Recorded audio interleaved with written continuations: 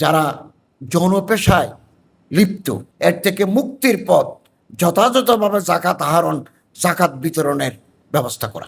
আমাদের দেশে বহু মানুষ জাকাত দেন না, তাদের ইমান নাই। জাকাত চ্যারিটি নয়, জাকাত গরিবের হক। আমাদের দেশে যত যৌনকর্মী আছেন, আমরা এদেরকে দৌড়াই, মারি, আমরা কোনোদিন ভাবি নাই তার পেটে ভাত আছে কিনা। কেন অভিজাত এলাকায় বিশ্ববিদ্যালয়ের ছাত্রীরা ঘুরে বেড়ায়? ডিউ টু পভার্টি, দরিদ্রতার কারণে। এবং আমাদের দেশে যৌন কর্মকে পেশা হিসেবে নেওয়ার একটা দুঃখজনক প্রবণতা আমরা লক্ষ্য করছি। আমরা পেশার পরিবর্তন চাই। আমরা তাদেরকে যদি অন্নসংস্থান, কর্মসংস্থানের ব্যবস্থা করতে পারি, তাহলে এই আদিম পেশা থেকে তারা মুক্তি পাবে, এবং সেটা জাকাতের মাধ্যমে সম্ভব।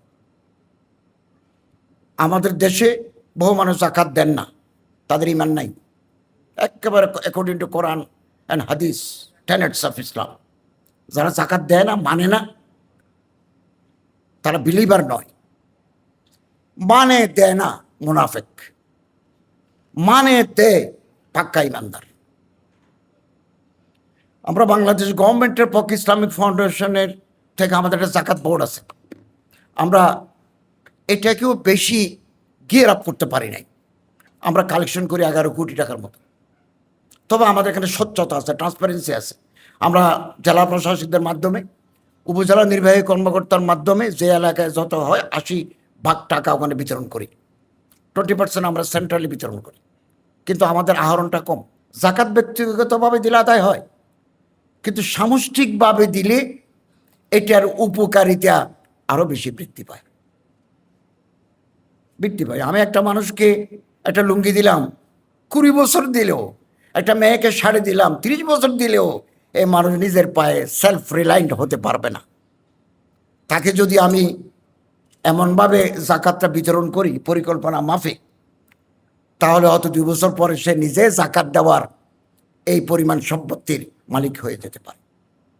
বহুদিন যাবৎ এরকম একটা ফরজ ইবাদত আমরা অবহেলায় ফেলে রেখেছি।